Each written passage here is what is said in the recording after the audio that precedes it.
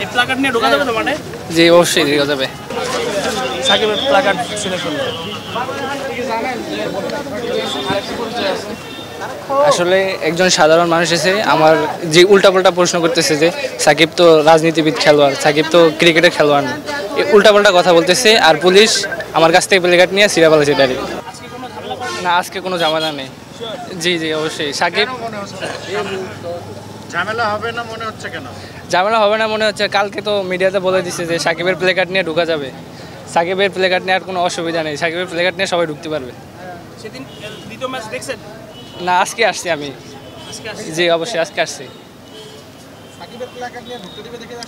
জি অবশ্যই সাকিবের প্লেকার্ড নিয়ে ঢুকতে দিবে দেখে আমি আসছি, না হলে আসতাম না। প্রথমে এসে সাকিবের প্লেকার্ড নিয়েছি আমি। কত টাকা নিচ্ছে? 100 টাকা নিছে। ভালোবাসার দাম তো হাজার হাজার টাকা, ভালোবাসার দাম তো 100 টাকা হবে না। ঠিক আছে।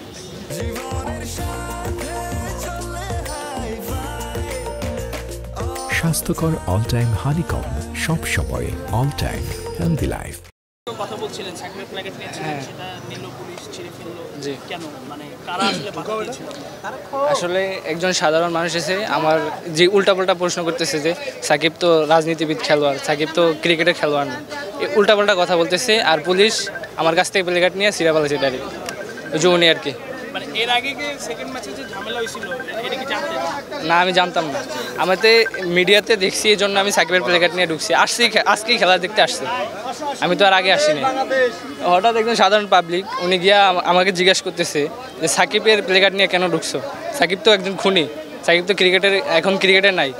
মানে আমি তো বলছি যে সাকিব তো একজন আমি ক্রিকেটার, সাকিবকে ভালোবাসি, আমি তো রাজনীতিবিদ ক্রিকেটকে ভালোবাসি না।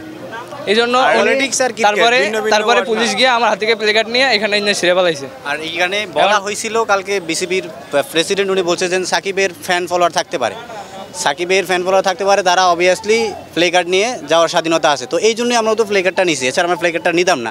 তো তারপরে এরকমটা হবে আসলে এটা আমরা প্রত্যাশিত না। এখন এটার জন্য আপনার মানে একটা করবেন আর কি, আমরা আমার কাছে রাজনীতিবিদ হিসাবে না।